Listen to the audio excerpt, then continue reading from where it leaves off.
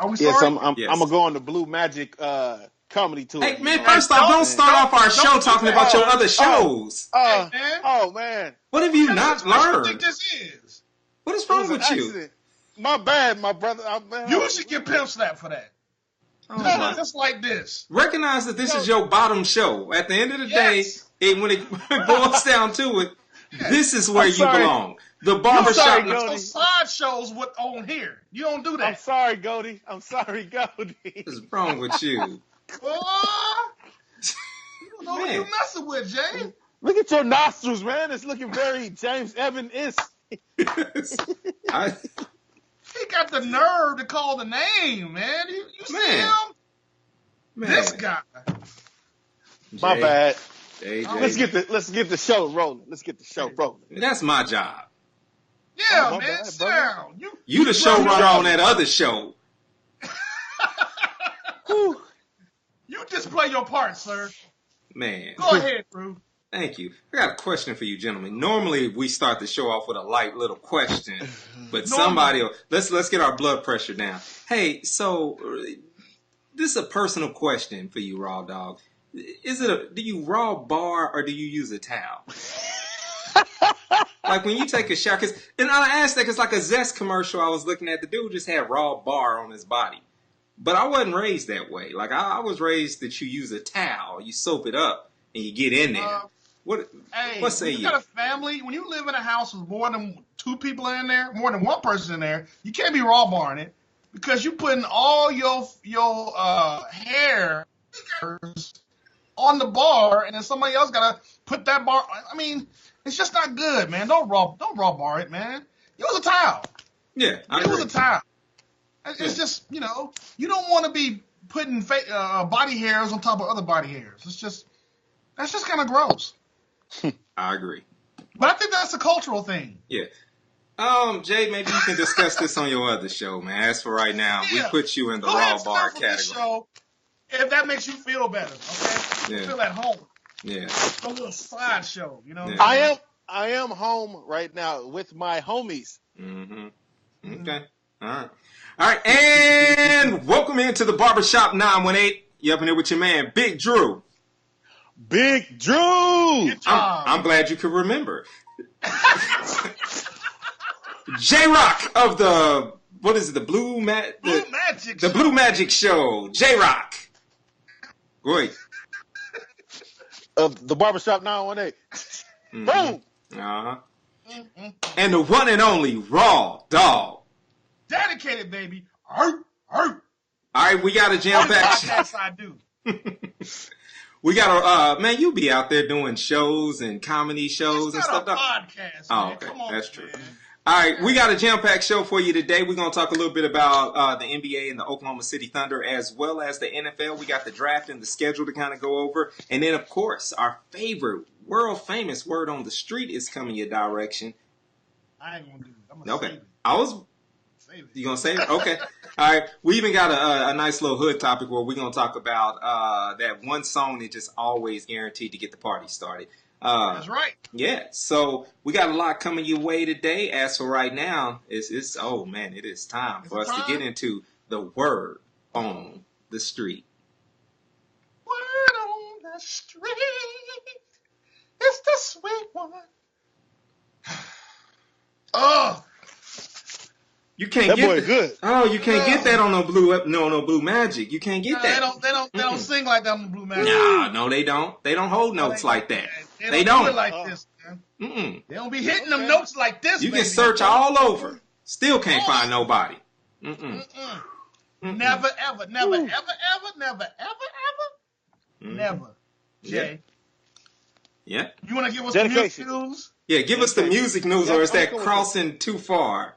I know. Is that going too far into your other side piece? No, player. No, we good. I'm going with the Billboard charts for the week. We have number 9, still holding strong. The Black Panther soundtrack. Coming in at number 8, Migos, Culture 2. Coming in at number 6, The Weeknd's My Dear Melancholy. And coming in at number 2, Cardi B's Invasion of Privacy. That's the list. Coming in next week, J. number one. Cole. Oh, are you saving that for Jason Blue Eden. Magic? No. Number one is Jason Eden, Rearview Town. I don't think anybody on Oh, this that's why you podcast didn't want listens to this. because it's a colonizer. Okay. No, I feel like we're urban hip hop, and I don't think anybody was gonna Hey go man, get that. we don't segregate like you do. We want everybody to watch the show, man. That's Okay, not but how we do it here. That's not how we do it over here. You know that, Jay. All right. I'll remember that People next like week. Jason Aldean. I mean, Anywho, next week, J. Cole will probably debut at number one because he dropped a new project last Friday called KOD. what does that mean? King of It Diamonds? had no Kids on Drugs. That was the acronym That for the what it album. Man, Kids I on mean Drugs. King of Diamonds, man. Come on, man. I ain't no kids on drugs. If you see the album cover, I thought it was it's Killing him, Our Demons. Wow. Our Kids on Drugs. He had many That's acronyms very for the spiritual, album. sir. I really thought it was. Very Oh man, spiritual. y'all on one today. I don't know what's wrong with you You guys, man. spiritualized the heck out of that, Drew. I thought it was Killing Our Demons. I Killing Our hey, Demons, King I thought of it was Dallas, Diamonds, King like of the color. Diamonds. Yeah. I'm sorry. I don't know where my head is. Anywho, but the album should debut next week, and number one is projected to sell between 350,000 to 400,000 its first week. Also in the news this week is Raw Dog's Chicago buddy Kanye West. He came back, said that him and Kid Cudi were dropping albums together, and then he's also producing Nas's album, which drops on my birthday, June 15th. But he's been in That the sounds news. interesting, Nas and Kanye. As long as Kanye ain't rapping and saying nothing and just producing, he's safe. This is when Well, he he opens was. that mouth. Well, as you know, he had something to say today. He came out and was big upping his buddy Donald Trump. He even had on a "Make America Great Again" hat, and Donald Trump retweeted him saying, "You're a good man, Kanye West." And how many followers did Kanye lose in 7 minutes? They said 9.3 million. I He seen lost it. They said it was 9.3 million followers in 7 minutes by putting that picture on his Twitter. it was What a is Twitter glitch. What is he trying to do, man? He trying to get all of his fan support. That's just dumb, Doc. so from we any way possible. yeah. Man, that's amazing. I miss the old Kanye. yeah, wait. I miss college dropout Kanye. I don't like Kanye Kardashian. He weird, man. He's real weird. For real. He got that hair. He got hit with a bottle of peroxide. He No, need to my get guy's his out there mouth bad. sewed back up again. That's what needs to happen. He need to be humbled like he was on Through the Fire. He needs somebody to bust him in his mouth so all that can get sewed up again so he can go back to Through the Fire. That Kanye that we remember. I don't know who the heck this guy is. I wish he would just shut up. Ain't nobody care about what you think. You ain't made a good album in like 5 years, bruh. Not since Dark Fantasy has he made a decent album. Yeezy sucked and Pablo sucked. You suck, sir. And Shut up and make music. And that's the Raw Dog rant of the week. It's usually scheduled, but not really. It could be in the middle of any segment. Yeah. We hope that's the it. music. He makes me so mad, man. I'm sorry. He makes me mad. And It's that's the music news of the week. I guess we can go to movies now. Raw Dog just ran it. They don't do this on the Blue Magic podcast. They don't. There's Law and Order. Woo! See, Blue Magic, he has total control. That's what it is. So he don't get interrupted like he do here. Am I right, Jay? Do you get interrupted like you do here? Can we go to the movies? I want to know what's in the Chris is watching right now. Chumps of the week. I want to know who the box office chumps of this week. Box office chump of the week. Box office chump. We haven't done this in a while, so we got some new players, man. At number 5 is a thriller called Truth or Dare. It's a little horror movie. Made $7 million. Number 4 is a new one. I don't know if y'all knew about Super Troopers 1, but this is Super Troopers 2. Oh. Yeah, they made a sequel, 15 mil.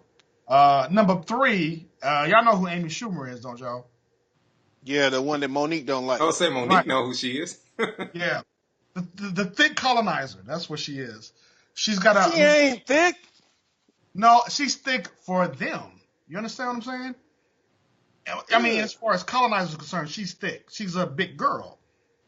Oh. Yo, you getting the word thick mixed up. I'm not talking about thick. I'm talking about she's a big girl. To them.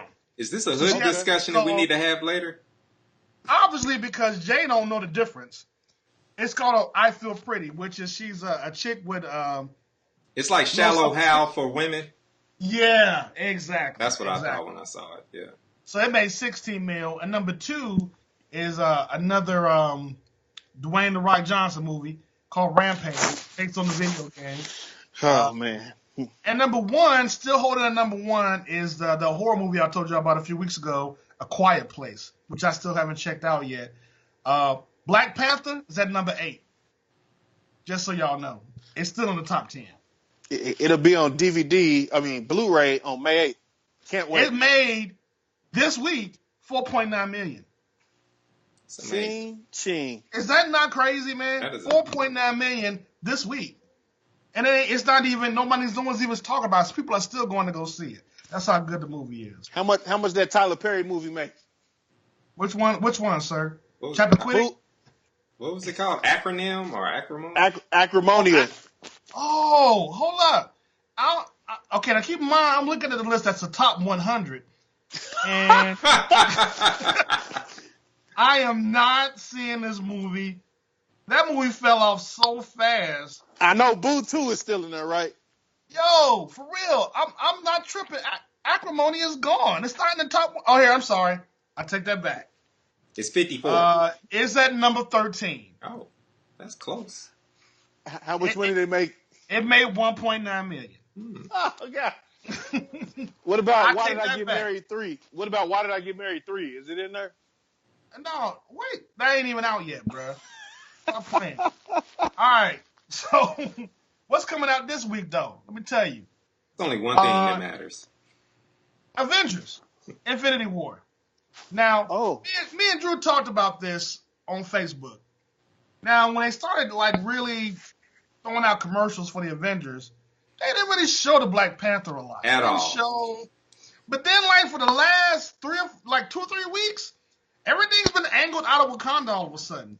I wonder why.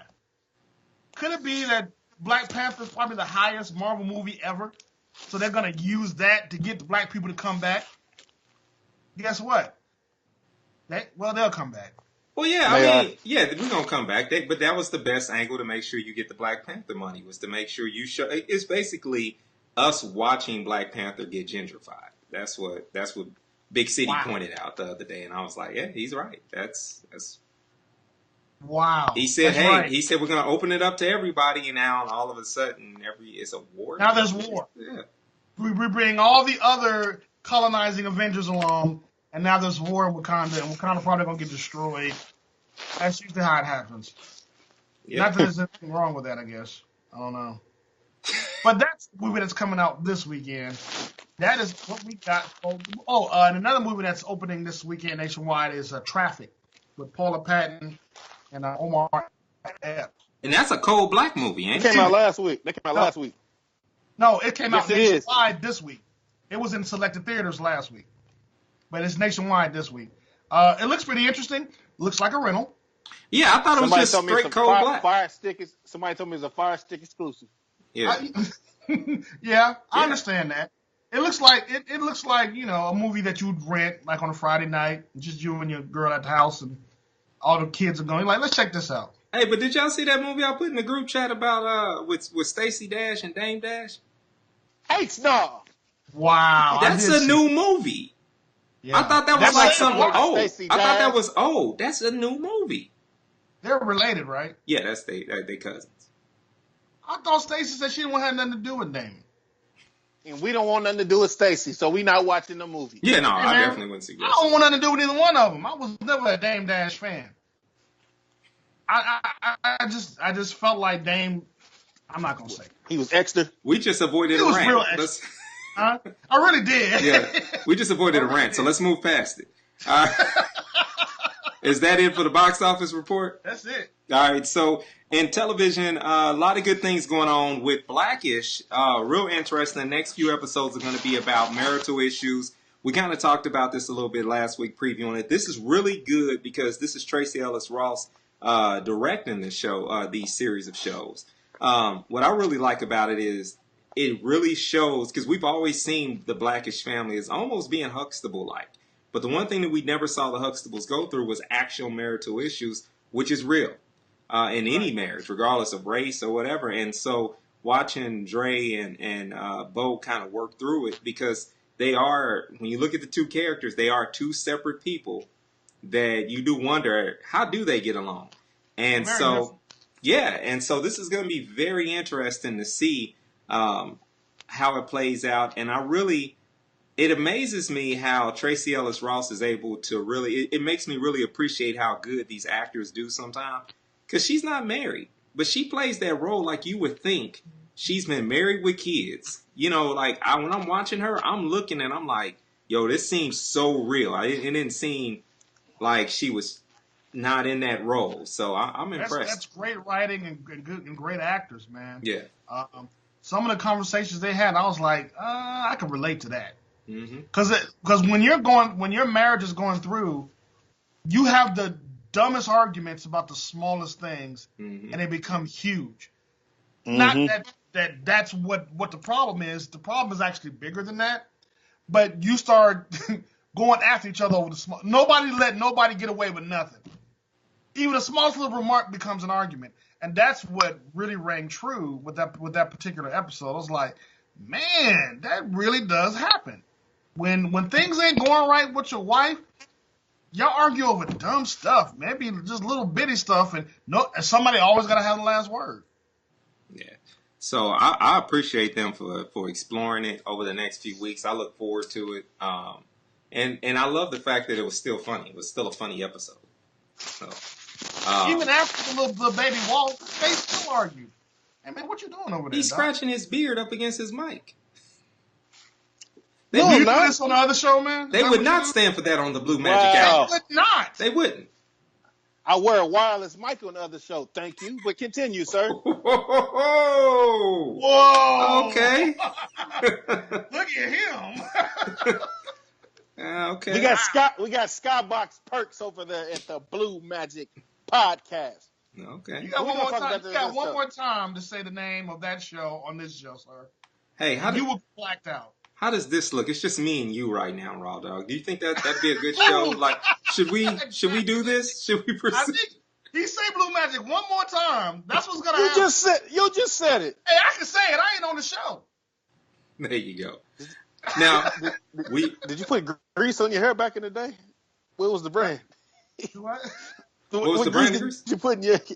What was the brand of grease that you used back in the day? Hey, I use Murray's. yeah. Who sang Sideshow? Oh, you. All right. So, all right.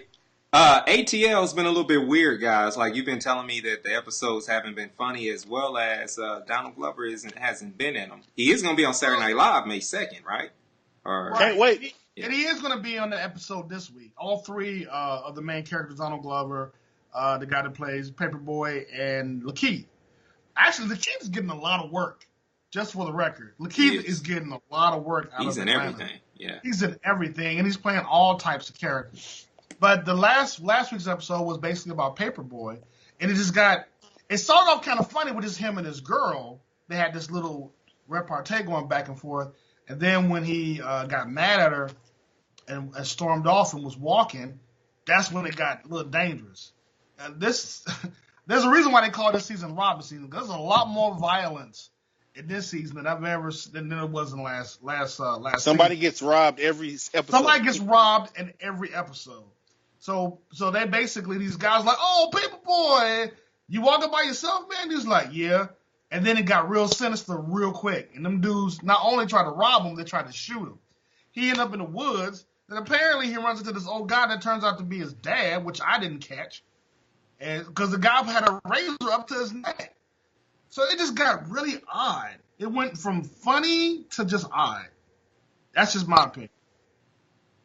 I mean, looking at the episode, to me, what I'm taking away from it, and even looking at last season, is that Paperboy he doesn't like the fame of being a rapper. So it's like, the people walking up to him, ask for pictures and everything. He's trying to be hardcore when he really isn't hardcore. Because when those guys tried to rob him, he was scared. He was crying. So that's why I was like, when at the end of the episode, when the white kid was in the store, he said, "Hey, you're Paperboy." And, he like kind of like turned around, like, okay, I need to stop acting so tough and be normal. Yeah. That's why I took the picture with him, because every other time, he was just like, these N words or these colonizers, they just. So you say he was taking himself too seriously, and he really wasn't as hard as he thought he was. Yeah, he's if you look at it, he's kind of like Earn in a sense. It's just his facade as a rapper. He has to play it like he's a tough guy when he really isn't a tough guy. Hence the reason why he got robbed in episode 2 when he tried to re-up on some drugs. He keep getting robbed, man. He keeps getting the wrong end of the stick almost in every episode he's in, man. Yeah. All right. The other show that we like, or not other show, the other thing we want to talk about, and we'll talk about this another time also, but we watched Come Sunday. Now, Jay, did you get a chance to see it? I gotta pay my Netflix bill. Yikes. So it's $12.95, man. I'm lying. Give me send you $6. I'll send it to you, sir. I haven't watched it yet. I'm sorry. Yeah. So Come Sunday, really, really, really good film. I know our binge watching queen says she wanted to give a review, so we might talk about that when Jay catches up with it. But me and Raw Dog want to give our kind of some of our observations from the movie. What's your takeaway, Raw Dog? Well, I actually went to Higher D when he was here in Tulsa. I was a member. One thing I will say is that the movie was well made. It was attention to detail. They got the sanctuary just right.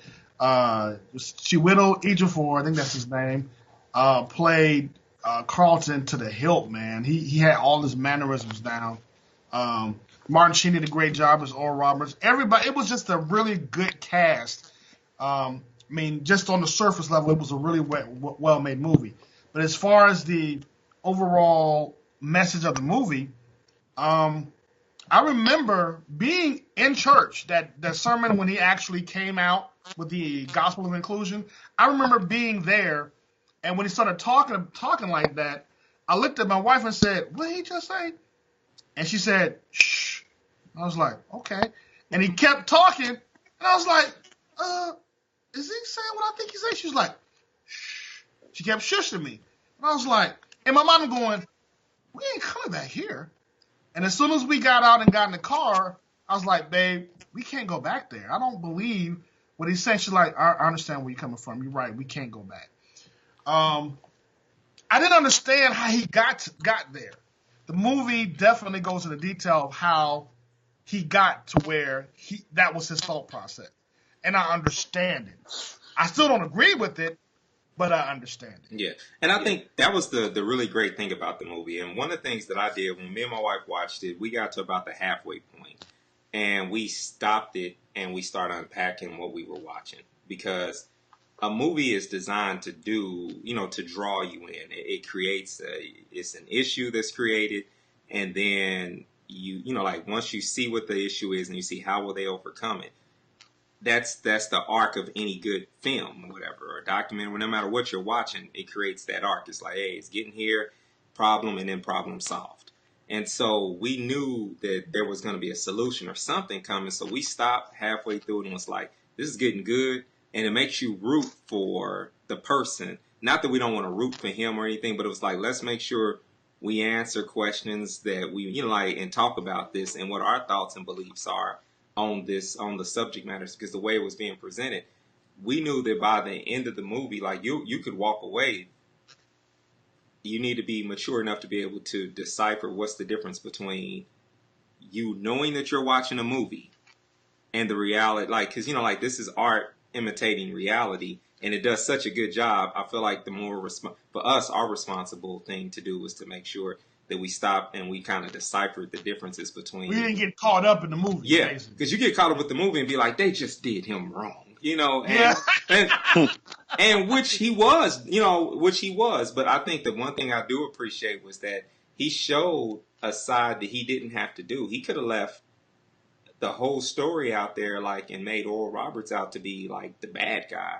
And I think he showed that that moment of reconciliation, which we weren't privileged to. We didn't know that. That wasn't a public moment. So I applaud him for some of the things about his marriage we didn't know. He had a very difficult marriage. Yeah, that part was very troubling to kind of watch and walk through. That it was the fact that the language was allowed to be in the film, that they even said that it was like an arranged marriage kind of situation. Wow. That in itself says that it's like, wow, those were some of the feelings and other things. It just goes to show the pressure that leaders were under then to fit the status quo of what you should be, you know. And so, you know, my hat's off to him for actually making the movie and bringing it up. My encouragement for most pastors in the Tulsa area is that I feel like they need to watch it. And because there are a lot of members who went there, and this is sort of like it's sort of like, you know, not as extreme as PTSD, but that's bringing some emotional things back up for a lot of people. And pastors need to be prepared to know that there's some people who are sitting in the pulpit now remembering that very painful time and may need help processing through it that they never got. Because that was a big thing for the faith community in our area. So he's like on a tour now called Come Monday. So he is spreading his gospel that he believes. So, you know, that's something to really think about, man. Yeah. That he's trying to basically, you know, off of the movie, kind of push that gospel of inclusion. Yeah. That's a whole nother subject right there. Yeah, that is a different show for us. But we at the Barbershop 918 ain't never scared to do it. You know we'll do it. Absolutely. You know we will. So we will. I definitely suggest that people should watch Come Sunday and have conversations about it, talk about it, and because it enters a whole different conversation, and we've had some of those conversations about homosexuality and other different things in the place of where it is in society and in the church. So I suggest you watch it. It's time for us to move out of the word on the street. Give it to us one more time, Raw Dog. Word on the street. It's the sweet one.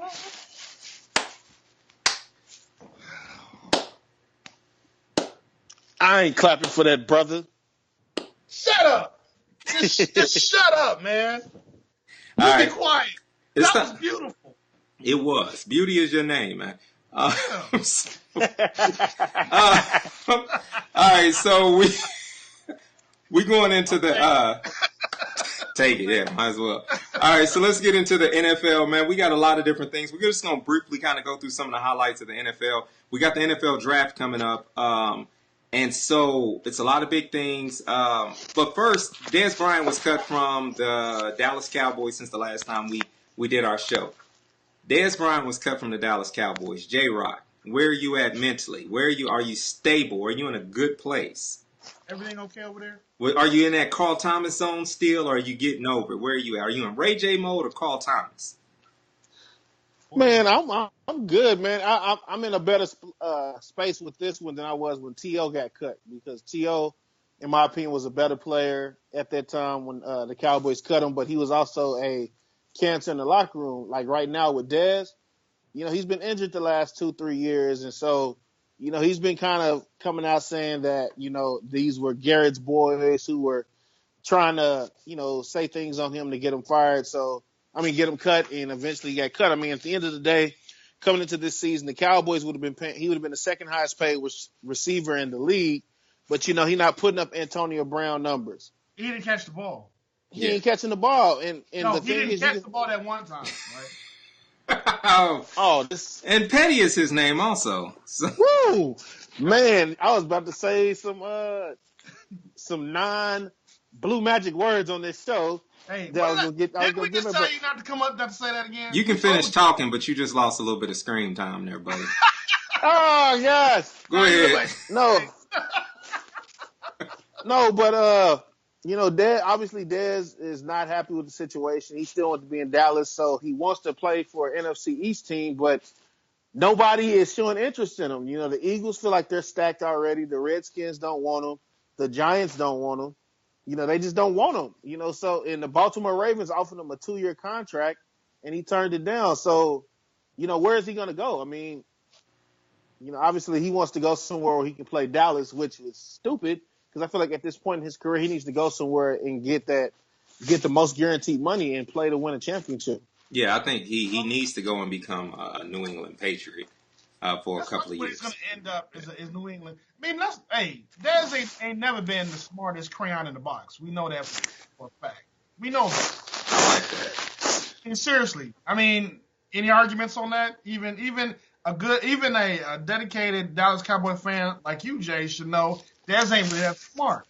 Because you said, why would you want to be that petty that you're only going to take offers from NFC East teams, man? Your worth is much more than the NFC East, man. You got so many teams out there that you can go play for and get your money. I mean, that's the reason why you ended up leaving in the first place, right? Yeah. Is it money? He wants to play Dallas 2 times. I would love to see him. I think he'd be a great fit with the Washington Redskins with Alex Smith. I think when Alex goes, good quarterback, and Dez ain't getting off the ball the same way, I think Alex could get him the ball quick enough. I think that'd be a great combination, and I think it would take the Redskins to the next, kind of keep them afloat. I won't say take them to the next level, but I would love to see. Hey, man, if you don't put some beard oil on or something, because every time you scratch up against, I'm scared you about to start a fire or something, man. Oh, my bad. Player, my bad. Player, I didn't know I did that, man. So, I'm glad you said something. It's not like you... Birdman handing before you talk. Hey, I know Julio Jones going to New England, right? No, he ain't. I think he really was. I believe he was just setting an example for those kids when he deleted his social media stuff. I don't think he's really upset. But then again, I don't know the man. He might. Why wouldn't he? I mean, Atlanta did cough up the Super Bowl. I mean, I don't think Atlanta is. I don't think he has a shot of winning the Super Bowl at Atlanta. In Atlanta, but at the end of the day, I wouldn't trade much for him because receivers, I believe, is the new running back. You know how running backs just became dispensable. What you gonna do, man? Like, I think it's time for us to get geared back up with trying to get good, solid running backs again. And I just don't see the league going that direction. So Julio, especially old receivers, like, what do you? Yeah, if he don't get paid now, I think he'll fall off into. We won't even remember who he is. But think about how much money Sammy Watkins got, and he's not worth it. Sammy Watkins. Yeah. So Julio might have some more money out there somewhere if they cut him loose. Hey, all right. So it's time for us to talk a little bit real quickly about the NFL schedule. Jay, what are some of the what are some of the games that you see that are going to be big that we all want to pay attention to, man? Well, I only looked at Dallas because I'm petty like that, did, so I can care less about the other 31 teams in the league. But Cowboys, they opened the season in Carolina. They played it's probably the game of the week against the Panthers. Then week 2 they play against the Giants on Sunday Night Football. 3 weeks later they play against the Houston Texans. They should have Deshaun Watson back at that time. Also, J.J. Watts he should be back at that time as well. So it'll be the Battle of Texas.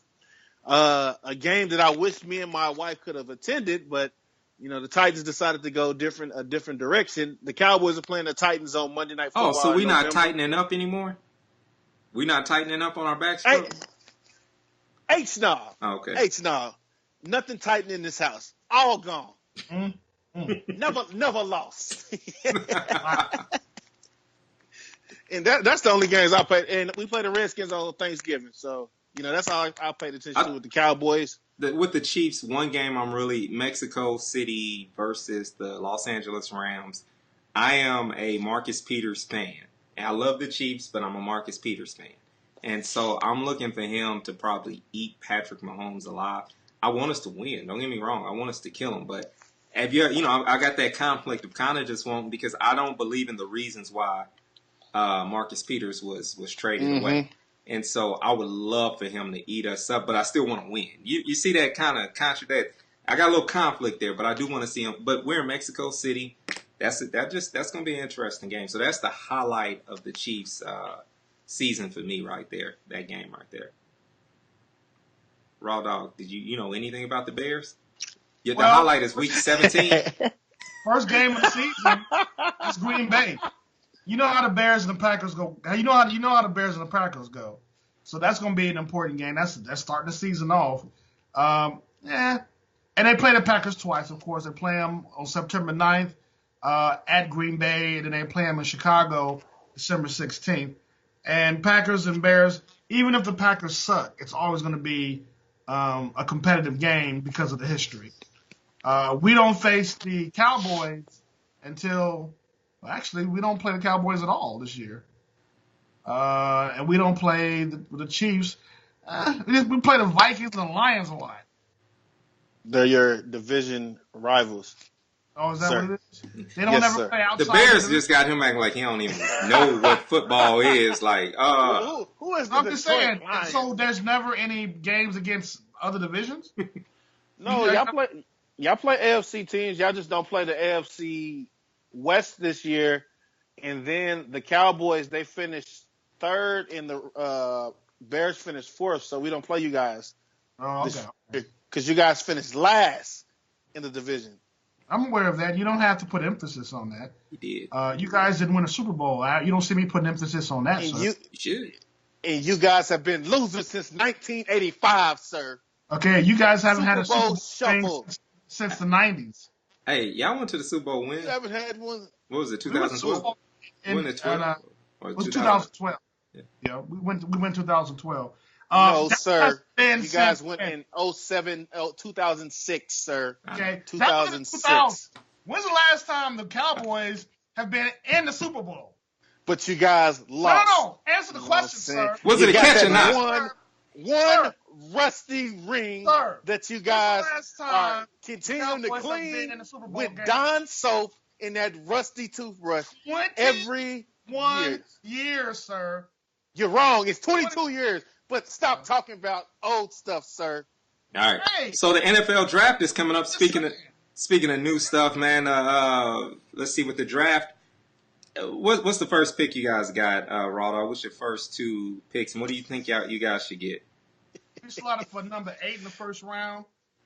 And in the second round, we got a number 7. Yeah. I think we're going to pick up some good defensive players, man. I think with those are pretty decent for the Bears right now. I think that's our problem. Obviously our offense needs some help, man. Defense wins games, bro. We got to be able to stop people from scoring on us. Yeah. People score on us a lot. So I'm hoping that we pick up some good defensive players, man. Yeah. So for the Kansas City Chiefs, our first pick, we've already traded away our first round. So our first pick comes in the second round with the 54th pick. I want to highlight two other picks, though. In the third round, the 78th pick is the pick we got for Alex Smith. Third round, number 78 pick. And then in the fourth round, pick number 124 for Marcus Peters. Then, we got back in the seventh round, the Marcus Cooper deal. It's a bunch of other stuff that we got some, picks here and there. My whole thing is I just don't believe in Andy Reid right now. Like, I'm a Chiefs fan. I'm always going to be, but it's very difficult to believe in him right now and what's going on with the Kansas City Chiefs. And so I'm looking forward to this year where it's just like I'm watching my Royals get destroyed right now. And that's my expectation for my Kansas City Chiefs. Like 8-8 at best. I feel like you say 8-8 every year. Shut up, Jay. No, last year I had great expectations. Oh man. But the draft, That's messed up, but as man. far as the draft, I don't think anybody or anyone that we draft or even if we trade some things around, I don't think it's going to change the 8-8, and that's because of current personnel. What about you in the draft with the Dallas Cowboys? We all know you need a receiver. Well, the Cowboys, they have the number 19 pick, and I feel like they should do every year. They should get some secondary help. Secondary in the big games that we had last year, the secondary couldn't hold anybody. So I think we need to go out and get a young rookie who has shined in the combines and who may have played against big game competition. So we need that. In the later rounds, you can go find a replacement for Dez Bryant. It's kind of funny when right now Terrence can't get right. Williams is the number one receiver on the Cowboys squad right now. But they did bring in Allen Hurns from the Jacksonville Jaguars. So it's going to be very interesting to see what the Cowboys do in the draft because the offensive line has already been shored up. I think they only have not paid Zach Martin. Everybody else on the offensive line has been paid already. So, they probably going to they're going to probably play it cheap because they're going to have to pay Zeke and Dak Prescott in the next couple of years. So that's something the Cowboys will do. They'll go with some secondary help and then they'll get a rookie wide receiver to help out with their receiver core. Yeah. Now, what about real quick? What about Baker Mayfield? He's getting a lot of hype. A lot of people feel he could potentially be he could be the pick of the Cleveland Browns. That's messed up for him. Yeah, it's always messed up for a quarterback to go. I think they need to get a running back and get maybe someone to help rush. Because they got a good rusher last year. I can't think of his name. Myles Garrett. Yeah, so I think they should just mimic that, but go after that running back in the first with that first pick. But that's just me thinking that you just don't need to get a quarterback when you just traded for Tyrod Taylor or signed him. So it's like, oh, I forgot all about that. Man. I think Tyrod Taylor is a good enough quarterback for you to sit and wait until you at least know you got the quarterback of the future. If you stumble upon a real gem in the next 2 years, where I don't feel like Baker Mayfield or any of the rest of the crop is just like next level. I think they're a good batch of second or backup quarterbacks. Yeah, Baker won't make a lot of noise in the NFL. Not right off the top, man. He's really ready for it. I think it would be great for his career if he went to San Diego and learned under, in that situation, Phillip Rivers, and be prepared to take over for Phillip Rivers. And I say San Diego, but it's Los Angeles because it's weird to say Los Angeles Chargers. I'm probably always gonna say San Diego. I was supposed to say LA Chargers, but Los Angeles. You got to be very specific. Los Angeles. Yeah. I say LA Rams and Los Angeles. Let's say the Los Angeles Lakers, right? That's what they say. No, I say Los Angeles Clippers and then LA Clippers. And then LA Lakers. LA Lakers. I got you. Because there's a difference. I got you. Yeah, Jay. So, what do you think? You think he's the next Johnny Manziel, or do you think he's a legit NFL quarterback?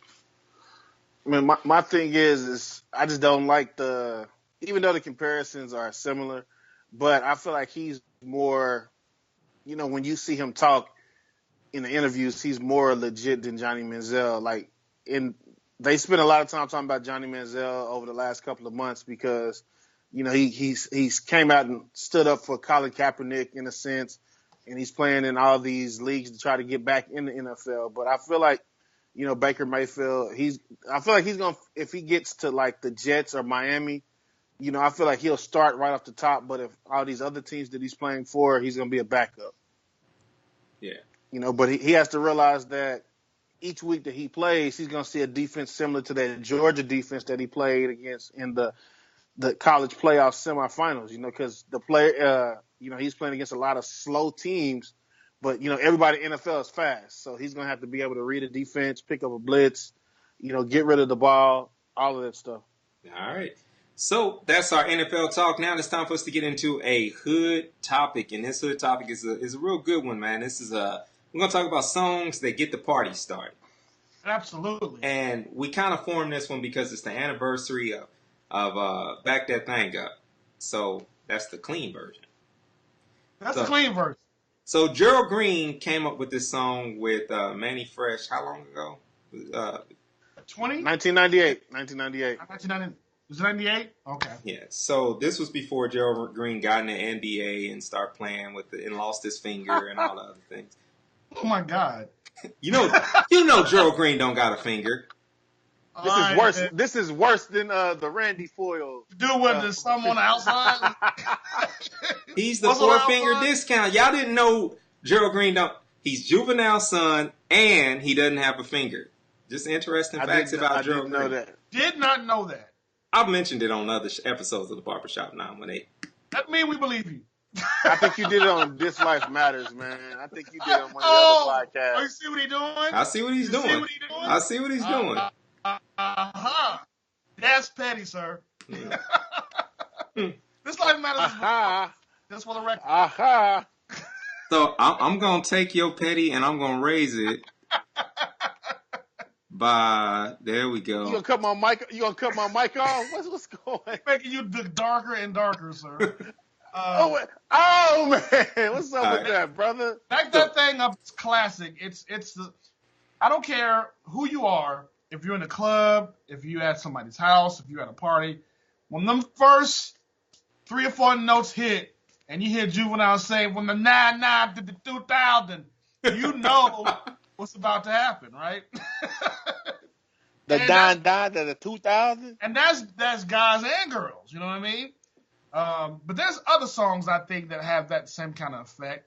A lot of them are older songs.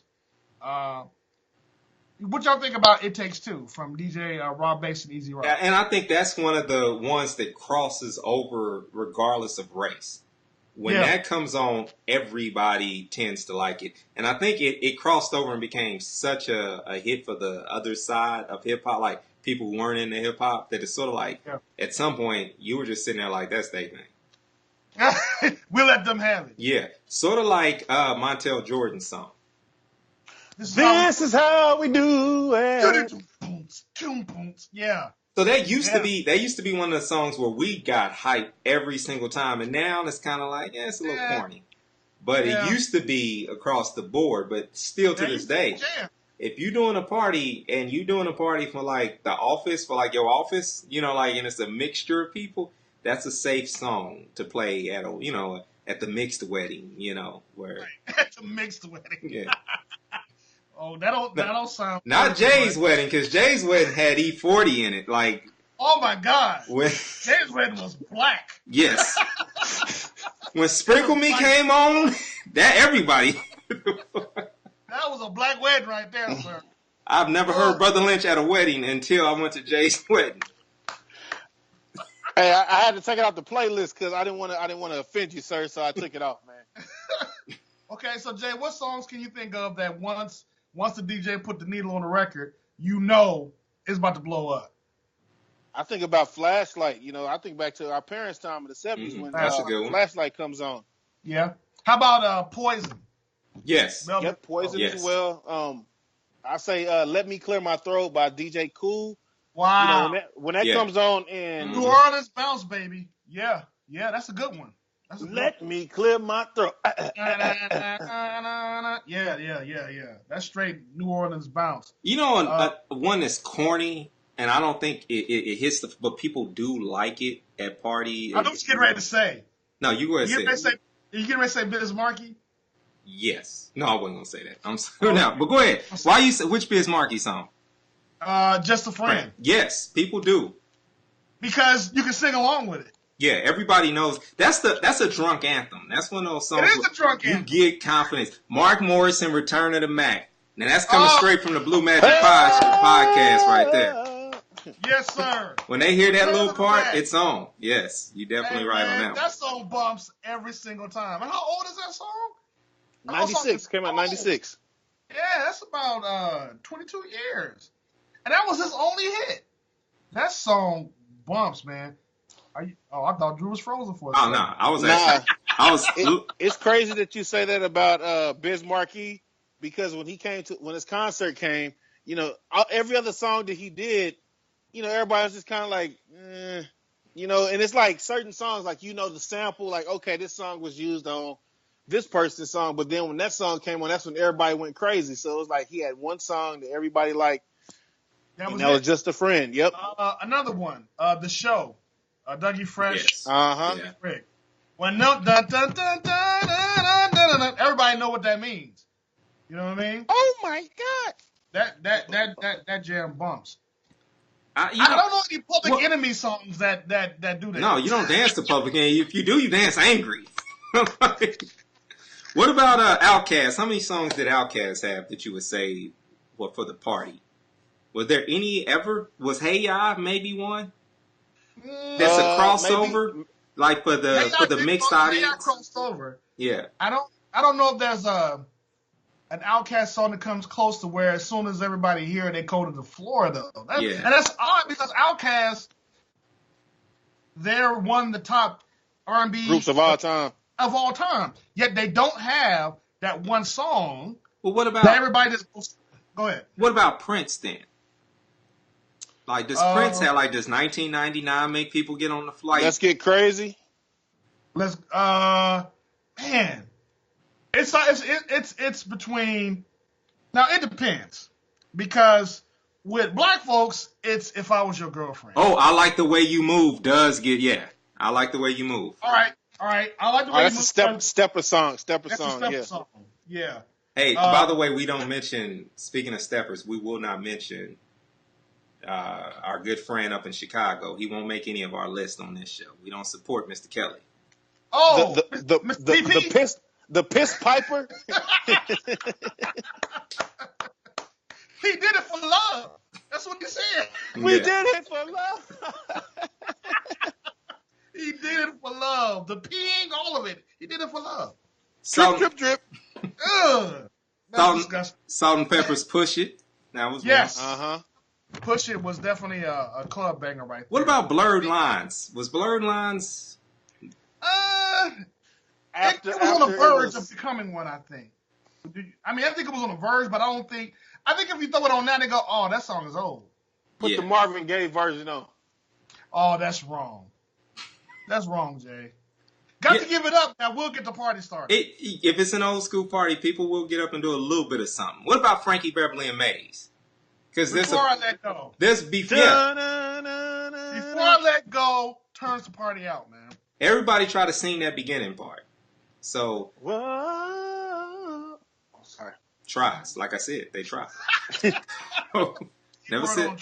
Yeah. Before I Let Go is a classic. It's been sampled I don't know how many times. Dang, man. Before I Let Go, it's an unbelievable song. It's groove enough, just enough for young and older people, man. Yeah. That bass line is crazy. Well, so like the Isley Brothers, they've got a handful. Like they range from Shout to even I would say there's a few other slower ones, but still, man, Jay. What are you doing, man? You are scaring the viewers, sir. You startled me. That's all. But no, I think the Isley Brothers had some. He was literally in his ear. He was close. It was my lip. Sorry. But no. Shout is a big one. Shout is a big one. But then there's like I'll say even Between the Sheets. Is that a club? It ain't a club banger, but it get the part, like you get some people up. Biggie, don't forget about Biggie since we talking about samples. You know, Biggie sampled that. Yeah, but does Biggie have? You know what? Biggie does have Hypnotized. Hypnotized. That's it. That one it gets every single time. Well, see, that's the thing. That's the making difference between a song that's just good or a song that's a club banger. When you first comes on, do people have a reaction? Yeah. And Hypnotized is one of those. So you're right, Jay. Biggie does have one. We can't mention Biggie without mentioning Tupac, California Love. Yeah. You know. Yeah. California Love is a good one. Yeah. As soon as Rodgers goes California, that's it. Well, what about Computer Love then? Computer Love is it's not a club banger though. It ain't club, but I don't know. Like I'm just saying, I've been at parties, I've done parties. When I put Computer Love on, people get up. So when you said it, as soon as they hear that first couple of those people, they go, "Oh, yeah, you're right." Now they may not be out there dancing and sweating, but somebody gonna get up. They're gonna react. Yeah, it's always a reaction. Go, "Oh," like they're falling. Yeah. How many times has somebody just done a Computer Love beat at the lunchroom and people still, you know?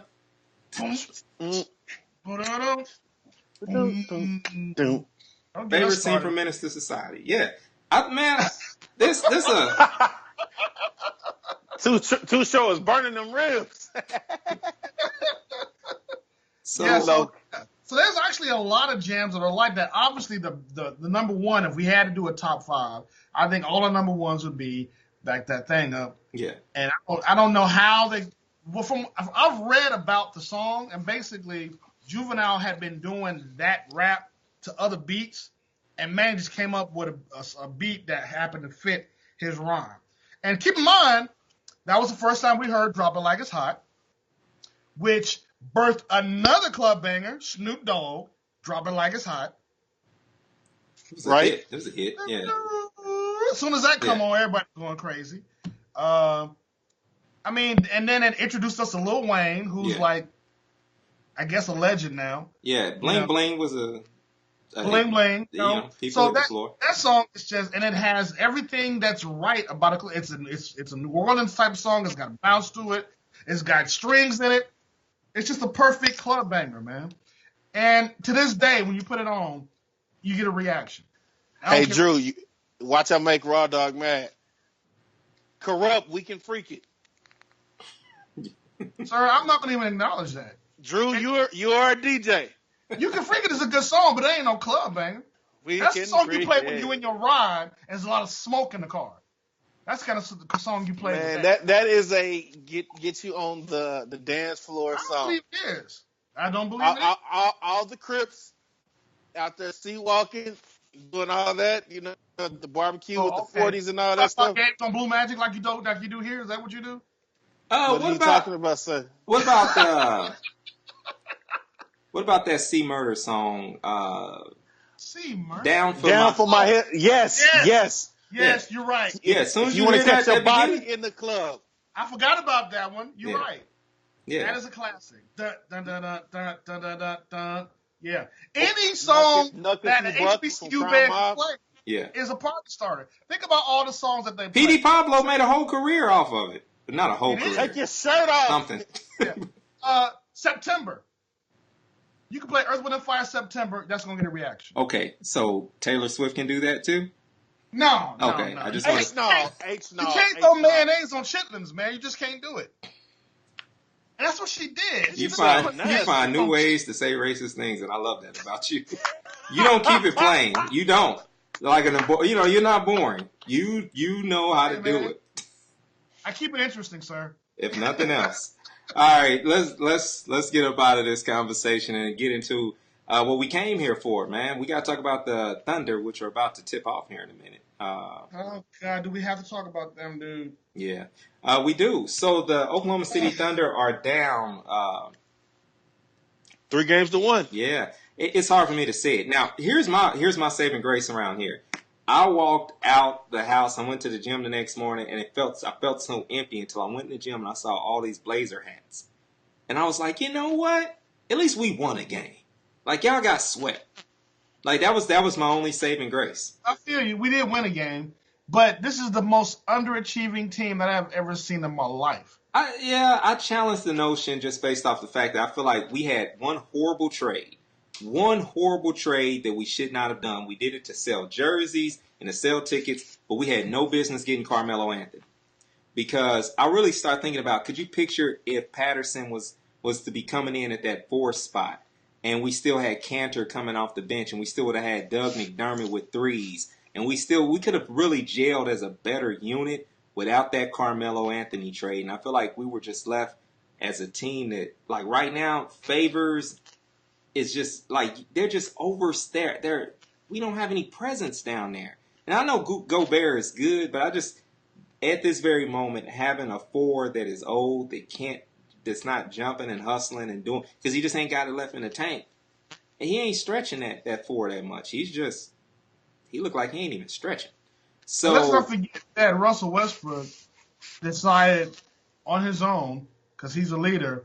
He was going to shut down Ricky Rubio, but didn't think that, well, maybe if you just win the game, that would get back at Ricky. Instead, I'm going to get 4 fouls by the 3rd quarter. I mean, who's leading this team, man? Russ. Who's leading this team? If it's not Russell, who is it? It's clear that it's Russ leading it because there was no way he should have still been in the game when he caught the third one in the 4th one. No, you get out, son. You don't wave me off. I'm the dang coach. I guarantee you, Billy Donovan would not have kept a Joakim Noah, Al Horford, or Corey Brewer in college. Hey, with three move fouls. Alone, Billy should be fired. Just for that move alone, keeping Russell in there when he should have been out. That's your job as the coach to make that decision. You don't let Russell make the decision. He's not the coach. he should be fired on that alone. And see, That's all this I feel like it makes me agree with with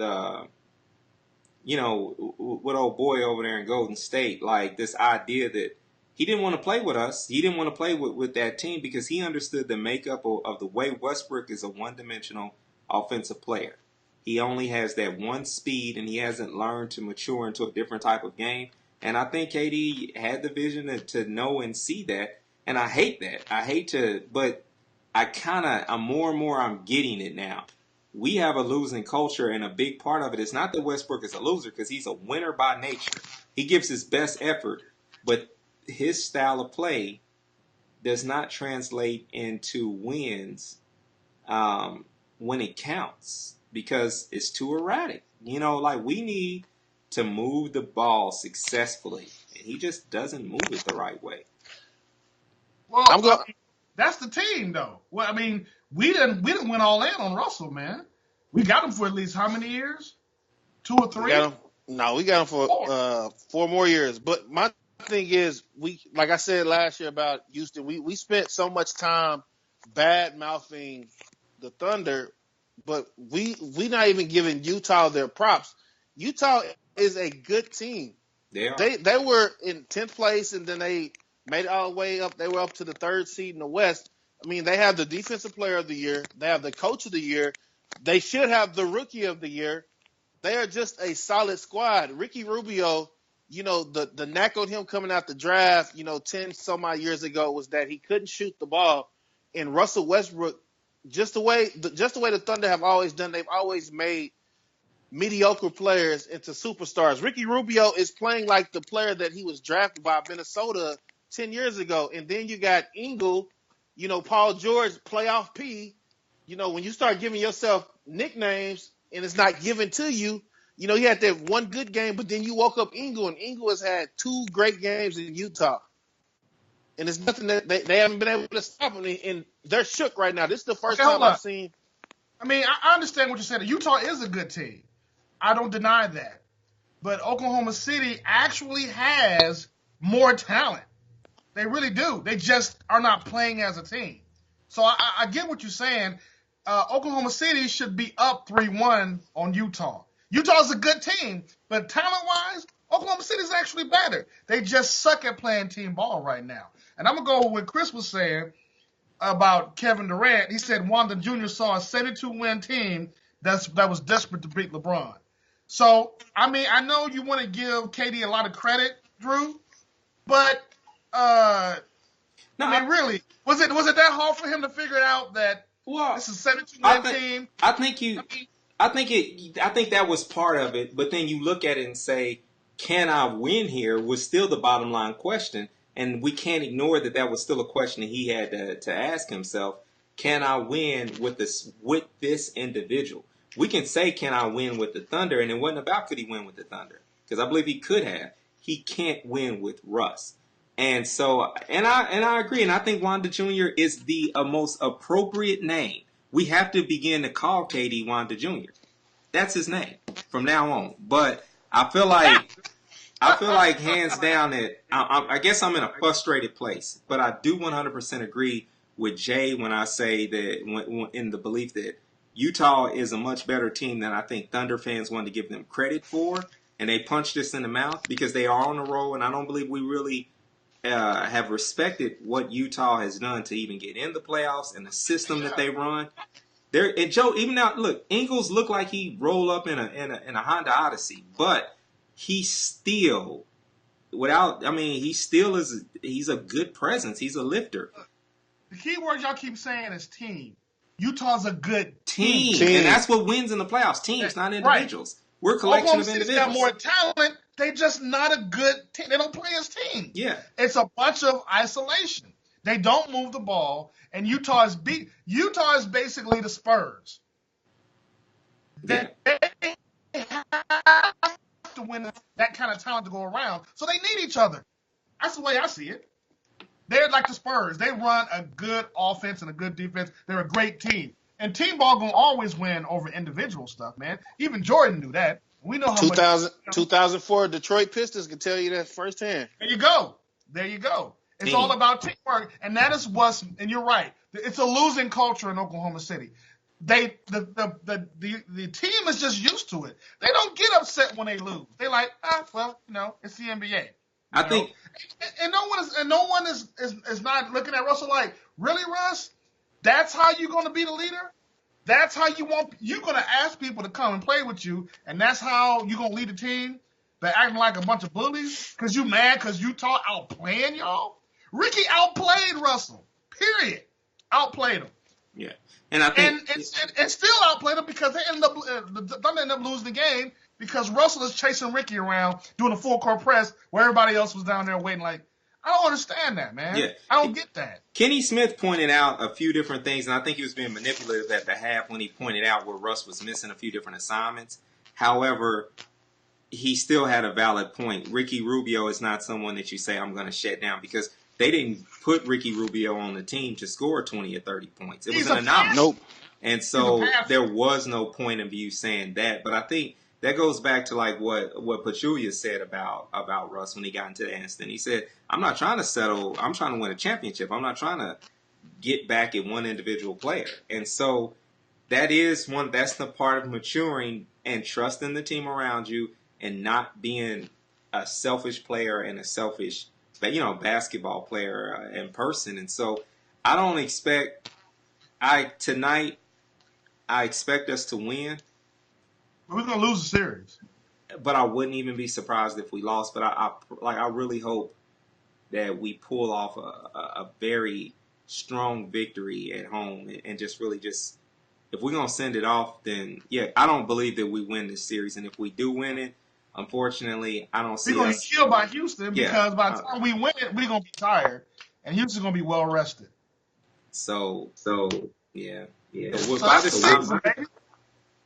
this time next week, we'll be talking about will Paul George stay or not. That'll probably be. Who cares? Yeah, Paul. He needs to shut his damn mouth. I'm sorry. Carmelo's garbage, but Paul's inconsistent, man. He does the same thing Russell does. He dribbles and dribbles and dribbles, and I'm gonna make this move, and I hope I get the call. Yeah. He's basically he's Russell number 2. Well, he was what Wanda Jr. started off as, and then matured into a better shooter once I don't know why he waited to go to Golden State to become a better one, but without a system, we need a system that can kind of cultivate this talent, which is. It doesn't seem like it's young talent, but they need to run a system. So I think it is coaching. But guys, what coach is going to be able to tell Russ that the way he plays is not going to win championships? Who's going to tell Russ that? Pop. What coach is going to be able to calm him down and go, you can't win rings like this? One with rings, and I think that's it. Like, they keep bringing in these soft guys who are letting Russ run the team, and we need to – and it's very few out there that could probably come in, but we need to find one who is a proven winner that can say, hey, Mo Cheeks. I'm a winner. Yeah, Mo Cheeks is in the Hall of Fame, but there is a very passive nature to Mo Cheeks that has been reported down through the years that he's not that aggressive. He's a very quiet leader, and he's to pull you to the side and correct you. So he's a player's coach in that way, but he's not a head coach that says, all right, knock you on your head. So. That's what Chris is saying. Chris said Russ, the reason why they lost because Russ was out for revenge, George is looking for his next contract, and Melo has his own individual goals. So everybody was kind of just doing their own thing. Yeah, I gotta agree with Chris on that. It makes totally good sense, and that's why this team underachieved. Period. All right, it's time for our final cut, and it is time for us to talk about what is on our heart and what's important to us. This is a time frame where whoever has the mic just has the mic, and we usually kick it off with J Rock. Go ahead, give him what you got, boss. All right, in the last couple of weeks, on the home front and in the national news, we've seen people lose loved ones. I lost my cousin who was 30 years old. He left behind a 6-year-old daughter. And, we seen, in the NBA, we seen Greg Popovich. He lost his wife of 42 years, and they left behind 2 kids. So, one of the messages that I took away from my cousin's funeral is that, you gotta spread your legacy and, continue to love on those folks, because the common thing that everybody was talking about was his love for his daughter. everybody was like, he coached her basketball team. He went to her dances, he went to her recitals, he was at all of the parent-teacher conferences, award shows, and all that stuff. So it's all about just spreading your love to everyone, whether it's your friends, family members, people that you don't know. Just your legacy that you have obtained while you're on this earth. Just spread it out to everyone so that everybody can remember you in a good way, in a positive way, and not a bad or negative way. And like I say every week, winners win and losers lose, and they all find a way to do what they do. This is J-Rock of the Barbershop 918 podcast, and I'm out. Yeah, you had to think about that. Okay, check this out. I've always thought, and I'm pretty sure many people feel the same way, that laughter is the best medicine. Laughter is one of the most uncontrolled emotions that you can have because you can't fake laughter. Fake laughter sounds fake. But on the side, I'm in a comedy troupe, and that's one of the things that we do is we make people laugh, and it's something about hearing people laugh. I think from what I've heard physically, it does something good on the inside and makes you feel good. With the way the world is now and the way sometimes life can be, sometimes it's good to be around folks that make you laugh, which is why, I love doing this podcast with these two gentlemen right here. I make them laugh, they make me laugh, and we have a good time. Hey, when things are going bad, man, you get around them people that make you smile, that make you laugh. Laughter truly is the best medicine. And if you ain't laughed the last couple of weeks, hey, something's up, man. Get around some people and have you a good time and have you one of them real good belly laughs to make you clap your hands and run around the room like you an idiot. Do that. With that, don't tell God about your big problems. Tell your problems you got a big God, and I'm out. All right, so enjoy your life, live your life to the fullest, and just love yourself. Find a way to just like one of my favorite shows, Parks and Rec. Treat yourself. Go out there at some point this week and do something that's specifically for you. Build into who you are and build yourself up and just.